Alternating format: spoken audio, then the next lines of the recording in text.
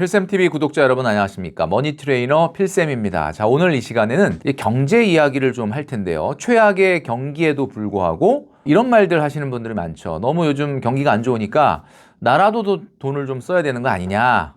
자, 그런데 필쌤이 한번 말씀드린 적이 있었는데 나라도 돈을 써야 경제가 돌아간다 라고 하는 말이 왜 말도 안 되는 말인지, 과소비가 경제에는 별로 도움이 되지 않는다라고 말씀드렸는데 그 이유가 무엇인지에 대해서 오늘 말씀드릴 테니까요. 영상을 잘 들으시고 앞으로는 그런 말은 좀 안 하는 게 낫지 않을까라는 생각을 하게 됩니다. 딱 1억만 모읍시다. 제가 오늘 책을 이제 가지고 왔는데 여러분 많이 사랑을 해주셔서 굉장히 선전을 하고 있는 것 같습니다. 또 전액 기부된다는 이야기가 있어서 그런지 많은 분들이 또 열심히 성원을 해주시는 것 같은데 계속 좀 성원을 부탁드리고요. 재테크 로드맵 필쌤의 가벼운 학습지 온라인 컨텐츠가 오픈됐다라고 말씀드렸죠. 계속해서 많은 분들이 관심을 가져주시는데 4주 정도의 분량으로 재테크의 ABCD를 차근차근 돈 모으기와 통장 관리 그리고 주식과 부동산에 이르기까지 기초부터 배워볼 수 있는 학습지입니다. 여러분 많은 관심을 가져주시기를 바랍니다. 오늘 제가 말씀드릴 내용은 경제에 관련된 내용이다 라고 말씀드렸습니다. 내수 부진이 장기화된다라는 보도 내용인데요. 한국경제 2024년도 10월 24일 보도 내용을 보니까 경기실사지수라는 게 있습니다. 내수 부진이 장기화되면서 경영의 불확실성이 확대되고 또 그걸 앞으로 경기가 어떻게 좀 개선될 거냐 아니면 더 나빠질 거냐를 이제 조사하는 건데 매출액 기준으로 600대 기업을 대상으로 이제 조사를 합니다. 근데 이게 이제 11월 같은 경우에 이제 BSI 전망, 그러니까 기업 경기 실사 지수죠. 요게 전월 대비해서 4.4포인트 하락한 수치. 그러니까 지난 10월에 비해서 13개월 만에 가장 큰 낙폭을 보였다라고 말씀드릴 수가 있습니다. 중요한 것은 지금 계속 경기가 안 좋은 게 실제로 우리가 피부에 와닿는 게 실제 기업들도 그대로 느끼고 있다라고 보면 되는 거죠. 경기가 좋았었던 적이 별로 없었다라고 생각하시겠지만 이 경기라는 거는 시간이 지나고 나야 그때가 경기가 상승이었는지 하락이었는지를 좀 파악을 하게 되거든요. 근데 어쨌든 지금 분명한 거는 경기가 굉장히 안 좋고 하락하고 있다라는 거죠. 가장 중요한 건 우리가 경기를 이런 지표를 통해서 보는 것보다는 사실 실질적으로 택시를 탔을 때 택시 기사님한테 요즘 손님 많냐? 한 달, 2달 전에 비해서 어떠냐? 이렇게 물어보는 게 오히려 되게 정확할 수가 있습니다. 사실 택시라고 하는 것이 많이 대중화되어 있긴 하지만 그래도 사실 경기가 안 좋으면 웬만하면 택시를 잘 안 타거든요. 우리가 이제 떡볶이집이나 또는 순댓집이나 이렇게 갔을 때 그런 것들은 좀 경기에 둔감할 수는 있지만 그래도 사장님 요즘 한 달, 2달 전에 비해서 어떻게 장사 잘 돼요? 경기 어때요? 이렇게 물어보면 실질적인 피부 체감할 수 있는 경기 이야기를 들을 수 있다라는 거죠. 근데 그럼에도 불구하고 이런 와중에 경기가 정말 안 좋은데 필쌤은 그동안 계속 영상을 통해서 뭐라고 얘기했냐면 단언컨대 과소비는 경제 발전, 경기 상승에 별로 도움이 안 된다. 소득이 증가되면서 소득이 올라가면서 따라오는 소비만이 경제를 살리는 거다. 이렇게 이야기를 했습니다. 이렇게 얘기하니까 그냥 그거는 이런 분위기에 편승해가지고 뭔가 좀 더 절제하고 절약을 하라라는 그런 이야기 아니겠느냐 이렇게 생각하시는 분들이 있는데 너무 절약만 강조하는 거 아니냐 이렇게 얘기하시는 분들이 있거든요. 나라도 그래도 좀 돈을 써야 이 어려운 경기에 소비가 좀 돌아갈 것이 아니냐 이런 이야기를 하시는 분들이 있다라는 거죠. 근데 오늘 제가 말씀드렸죠. 그게 절대 그렇지 않다라는 이유를 오늘 필쌤이 여러분들에게 말씀드리겠다라는 겁니다. 한번 이거부터 생각을 해볼게요. 지금의 불경기의 진짜 원인이 뭘까를 한번 생각해 보겠습니다. 물론 굉장히 복합적이지만 과거에 비해서 지금 불경기는 약간 구조적인 문제가 있습니다. 그러니까 구조적이라는 게 어떤 몇 가지의 상황이 바뀐다고 금방 좋아질 것 같지 않다. 이런 이야기죠. 몇 가지 원인이 있는데 그 첫 번째 원인을 한번 생각을 해보겠습니다. 자, 매일경제 10월 22일 보도 내용을 보니까 코로나 때보다 더 힘들다. 자영업자들 급전이 필요하다 보니까 대출이 3년 새에 굉장히 늘었다. 그 노란우산 공제라고 있거든요. 노란우산 공제는 이제 그 자영업자들이 퇴직금 대신해서 이렇게 납입을 하기도 하고 그런데 여기서 노란우산 공제 안에서 대출받는 게 있어요. 내가 납입했던 만기 원금 안에서. 그러니까 일반적인 신용대출이나 마이너스 통장은 좀 어려우니까. 근데 이 대출이 지금 3년 새에 3배 이상 증가했다라는 거예요. 이게 무슨 얘기냐? 급전이 부족해지기 시작했다. 그러니까 뭐 은행의 사업자 대출이나 마이너스 통장이나 이런 거 말고 그런 건 다 소진이 됐고 이젠 자영업자들이 얼마나 힘들면 지금 좀 전에 말씀드렸던 노란우산 공제까지 이게 사실 사장님들한테 퇴직금이거든요. 이 퇴직금까지도 사실은 급전으로 대출을 받고 있는 상황이다. 그래서 첫 번째 원인은 지금 경기가 이렇게 안 좋고 불경기는 제가 구조적인 문제라고 했는데 첫 번째는 부채 증가로 인한 소비 여력의 감소입니다. 부채 증가로 인한 소비 여력의 감소. 그러니까 부채가 늘어나면 당연히 이자에 대한 비용이 발생하고 그만큼 자영업자들이 소비할 수 있는 여력이 줄어든다. 그러니까 자영업자도 어딘가 가서 돈을 써야 그 소비가 다른 자영업자한테 소득이 될 텐데 최근에 한국은행이 기준금리 0.25% 낮추긴 했지만 이게 뭐 말로는 뭐 몇 조 이상의 이자 감소 효과가 있을 거다. 그래서 경기에 도움이 된다라고 이야기하지만 제가 봤을 땐 0.25% 정도 수준으로는 경기가 당장 살아나기 어렵다. 그래서 지금의 이 구조적인 문제는 부채 증가로 인한 소비 여력의 감소입니다. 자, 그래서 제가 말씀드리죠. 우선 이 부채가 현실적으로 감소돼야만 미래의 총수요가 증가하는 거예요. 경제에서는 경기가 살아나려면 총수요가 증가해야 됩니다. 내가 그냥 돈 조금 썼다고 내가 조금 과소비했다고 살아나는 게 아니라 총수요라는 게 뭡니까? 경제 구성원들의 전반적인 수요가 늘어나야 되는 거거든요. 부자들이 소득이 올라간다고 경제가 살아나지 않는 게 부자들이 돈을 쓴다고 해서 그것이 경기를 살리지 못한다. 그 한마디로 얘기해서 중산층이나 또는 서민층의 전체적인 수요가 증가해야 되는데 이 전체적인 수요 증가에 가장 첫 번째로 우리가 이야기할 수 있는 게 일단 부채의 전체적인 규모가 감소해야 돼요. 그러니까 부채가 전체적으로 감소해야만 소비 여력이 증가할 수 있다라는 거죠. 자, 그다음에 두 번째 이유는 효율적 자원 배분이 실패하고 있기 때문에 지금 경기가 죽고 있는 거다. 필쌤은 그렇게 진단을 합니다. 효율적 자원 배분이라는 게 뭐냐? 경제는 최소의 비용으로 최대의 효과를 만들어내는 것이 가장 경제적인 거다. 이렇게 얘기하는데 이게 되려면 시장이 완전 경쟁 시장이어야 돼요. 노동시장도 또는 뭐 기타 다른 여러 가지 금융시장도 완전 경쟁 시장이 돼야 된다는 건 뭐예요? 예를 들면은 시장에 독과점이 만연하거나 이렇게 되면은 시장이 왜곡되죠. 그래서 효율적 자원 배분이 실패합니다. 예를 들면 적재적소의 노동력과 적재적소의 자본력이 투입이 돼서 이 국가 전체 사회적 부가 증가해야 되는 게 이 경제에서 말하는 원리인데 예를 들면 독점이 늘어나거나 과점이 늘어나거나 그 다음에 어떤 이유인지 모르겠지만 시장이 왜곡될 수 있는 그러니까 시장이 수요와 공급에 의해서 딱 가격이 결정된다는 거는 그 가격대가 가장 어떻게 보면은 경제적으로 봤을 때 효율적 자원 배분이 되는 가격이다라는 얘기거든요. 근데 이게 왜 지금 요즘 안 되고 있냐면 여러분 아시겠지만 자유재량 소득이라는 게 있습니다. 오늘 조금 어려운 말들이 좀 나오는데 여러분들이 상식적으로 좀 알아두시면 좋을 것 같아요. 자유재량 소득이라는 게 있습니다. 이게 영어로는 discretionary income이라 그래서 우리가 가처분 소득하고는 좀 다른 거예요. 가처분 소득은 우리 소득에서 준조세나 세금을 뺀 게 가처분 소득인데 자유재량 소득이라는 건 뭐냐면 내가 가처분 소득 그러니까 한마디로 4대 준조세라든지 세금 떼고 아주 기본적으로 생활해야 되는데 반드시 들어가는 기초적인 생활비를 뺀 나머지 그러니까 저축을 하든 소비를 하든 내 마음대로 할 수 있는 그 소득 그게 이제 자유재량 소득이거든요. 근데 이 자유재량 소득이 사실은 안정적으로 늘어나야 미래의 총수요가 증가하고 경기가 좀 안정되는 거예요. 근데 지금 우리나라 같은 경우는 제가 봤을 때는 한번 여러분들에게 보여드리면 자유재량 소득이 100% 다 소비된다고 가정을 하고 그러니까 자유재량 소득이 100% 소비 총량이라고 가정을 했을 때 만약에 300만 원이다. 한번 예를 들어 볼게요. 자유재량 소득이 300만 원인 어떤 사람이 있어요. 그럼 이 사람은 이 300만 원을 어떻게 쓰냐면 0에서 100만 원까지는 기초생활비예요.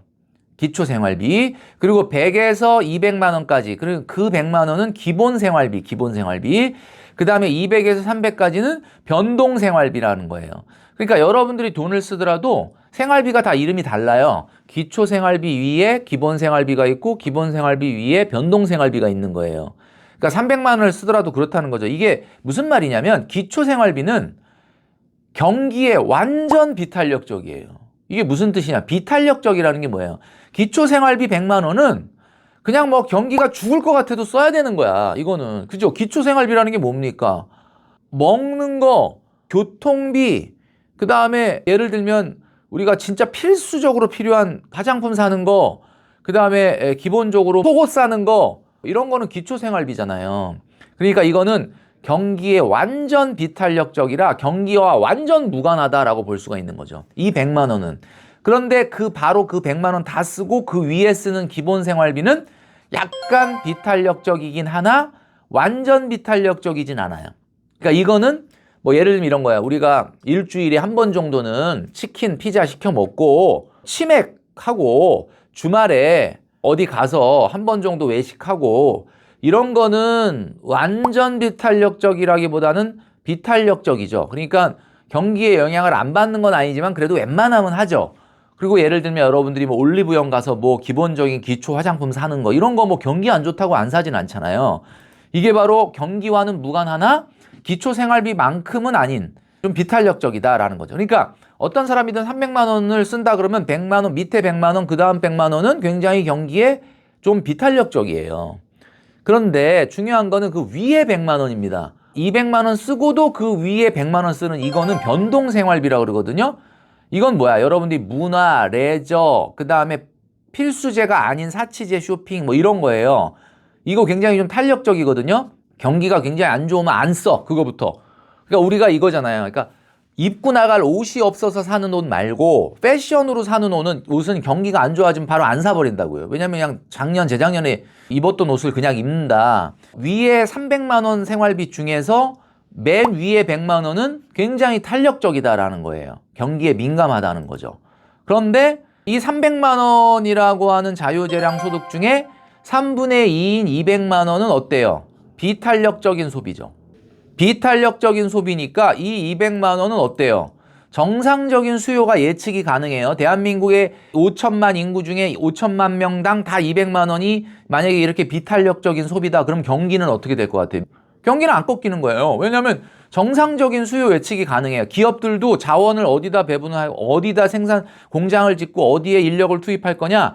이 기본생활비와 기초생활비를 보고 판단할 수가 있어요. 자원이 굉장히 이 구간에선 효율적으로 배분이 됩니다. 그래서 채용이라든지 노동시장에서 그 다음에 자원을 배분하고 얼마를 생산해야 되고 이런 것들이 굉장히 안정적으로 나오기 때문에 경기가 굉장히 안정적이다라는 거예요. 그런데 중요한 건 뭐냐면 과소비라는 거는 제가 말씀드렸지만 밑에 기초생활비나 기본생활비에서 나오는 게 아니에요.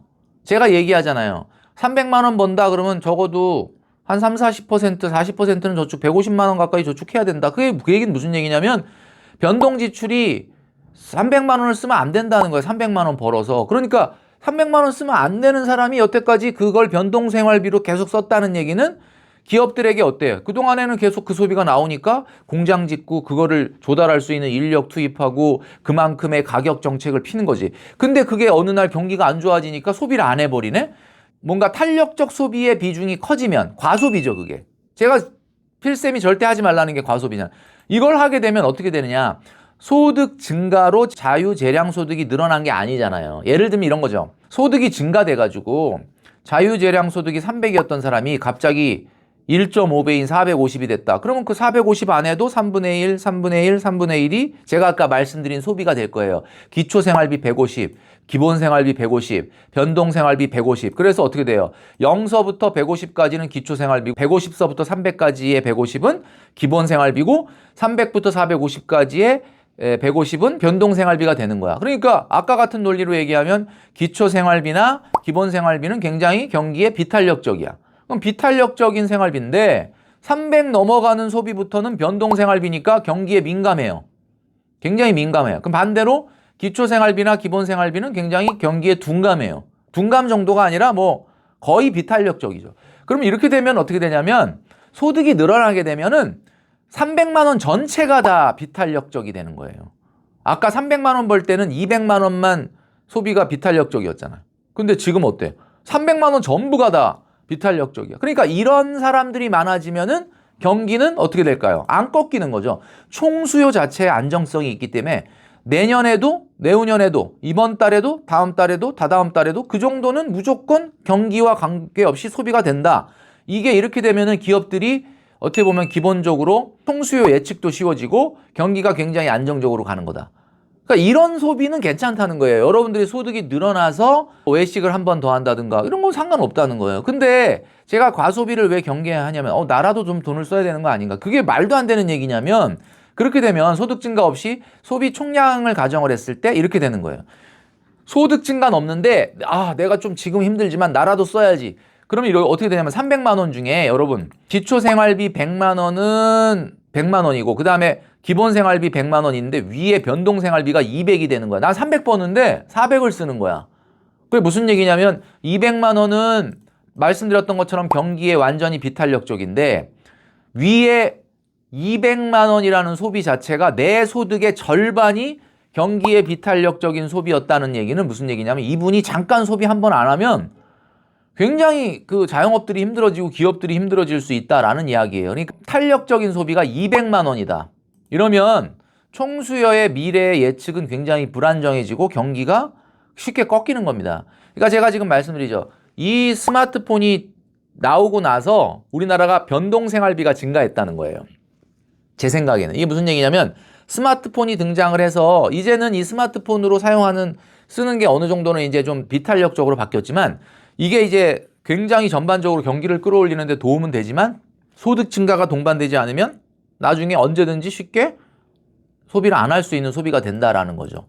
지금 여러분이 생각을 해봐야 됩니다. 여러분이 하고 있는 지출은 어떤 돈으로 지출을 하고 있는 거냐. 기본생활비로 지금 지출하고 있는 겁니까? 변동생활비로 지출하고 있는 겁니까? 만약에 여러분들이 예산을 만들어가지고 외식비 예산 얼마, 쇼핑비 예산 얼마, 문화레저비 예산 얼마. 근데 그 예산이 무조건 나는 아무리 경기가 안 좋아져도 그 예산은 나는 나와. 뭐 100% 이게 뭐 월급에서 나오든 아니면 뭐 안정적인 뭐 자본소득에서 나오든 이런 거면은 모르겠는데 난 좀 이제 그 돈 못 쓸 것 같은데 그런 돈에서 만약에 기본생활비가 아닌 변동생활비에서 여러분들이 지출을 하고 있다라고 한다면 사실은 여러분 과소비일 가능성이 있고 그거는 사실 실질적으로 경기에 그다지 도움이 되지 않는다. 여러분 여행을 가거나 사치품 같은 경우, 사치제와 같은 경우를 쇼핑하는 경우 이 돈을 기본생활비에서 쓰고 있습니까? 변동생활비에서 쓰고 있습니까? 여러분 이거를 한번 잘 생각해 볼 필요가 있다.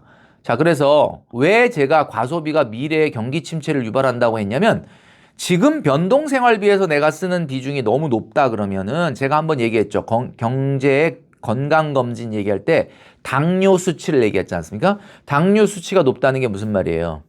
내 전체 소비 중에 필수재와 소비보다 사치재에 대한 소비가 비중이 크다. 사치재에 대한 소비 비중이 크다는 거는 내 생활비 중에 기본 생활비에서 꺼내 쓰는 것보다 변동 생활비에서 꺼내 쓰는 게 크다. 사치재라는 거는 여러분 아시겠지만 옛날에 사회 경제 시간에 배우셨죠. 사치재는 뭐예요? 경기에, 가격에 굉장히 탄력적입니다. 사치재는. 근데 진짜 부자들은 메들렌 효과라 그래서 비탄력적이에요. 사치재도 비탄력적이에요. 뭐 루이비통 가방, 그 다음에 에르메스 가방을 가격 높인다고 사지 말아요. 이러진 않잖아요. 그러니까 부자는 진짜 그래요. 부자는 메들렌 효과라 그래서 관계없는데 일반인들이 변동생활비를 꺼내가지고 에르메스나 샤넬백을 산다는 거는 경기에 민감하지 당연히. 그러니까 여러분 그런 소비로 만약에 이루어진 경제 성장이었다. 그런 소비로 일어난 기업의 이익 증가였다. 그건 다 거품이 꺼지는 거예요. 그러니까 여러분 제가 말씀드리잖아요. 절대로 과소비가 경제에 도움이 안 된다. 자, 세 번째는 말이죠. 온라인 경제의 채찍 효과라는 게 있습니다. 아마 여러분 처음 들어보셨을 텐데 수요 예측의 단계별 오류라고 하거든요. 경제에서 채찍 효과라는 게 있어요. 이게 채찍 효과 지금 보여드리는데 이게 뭐냐면 고객의 수요가 그 상부 단계로 전달될수록 각 단계별 수요의 변동성이 증가하는 현상. 말이 좀 어려운데 이런 거예요. 소비자가 온라인으로 막 물건을 시키면은 소매업에서는 이 물건 수요 예측을 잘못해갖고 더 물건을 많이 시키고 이 소매업에서 도매업으로 물건 시킬 때 더 많은 수요 예측을 더 많이 하고 이 도매업이 또 제조업에다 시킬 때는 더 많이 하고 그러면 제조업은 또 공급업체에다가 시킬 때 더 많이 하고 이게 마치 채찍이라는 게 소 때릴 때 채찍이 이렇게 처음에 이렇게 살짝 흔드는데 끝에 가서는 굉장히 그 파동이 커지잖아요. 그래서 이게 뭐냐면 소비 단계별, 수요 예측 단계별 정보가 오류가 생겨가지고 이 온라인이라는 쇼핑은 직접 가가지고 오프라인에서 사는 게 아니다 보니까 사실은 채찍 효과라는 게 있어요. 불윕 이펙트라고 하는 건데 이것 때문에 사실은 온라인 경제에서는 어찌 보면은 수요 예측 자체가 좀 어려워진다. 뭐 이런 것들이. 그러니까 너무 지금 우리가 오프라인 경제보다 온라인 경제가 커지면서 사실은 만들지 말아야 될 물건을 너무 많이 만들어가지고 재고도 쌓이고 사실 경제가 어려워질 수 있다. 그러니까 총 수요를 예측하는 데 있어서 굉장히 불안정해질 수 있다. 이런 이야기죠. 자, 오늘 제가 여러분들에게 좀 빠른 시간에 말씀드리느라고 조금 말씀을 빨리 드렸는데 세 가지의 원인이 있다. 그러니까 지금 경기가 굉장히 안 좋은 이유는 뭐냐? 부채 증가로 인한 어떻게 보면은 소비 여력의 감소. 그 다음에 두 번째는 뭐라 그랬습니까? 변동생활비에서 지출이 커진 경제. 그 경제가 뭐예요? 과소비 경제. 이거는 결국은 자원의 효율적 배분을 방해하기 때문에 오히려 경기에는 별로 좋지 않다.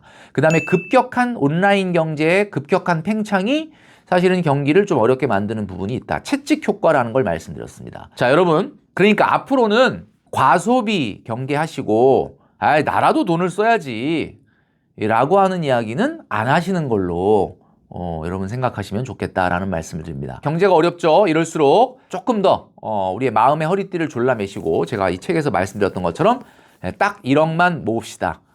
여러분 하시는 우리 필쌤TV 구독자 여러분 되시면 좋겠다라는 말씀을 드립니다.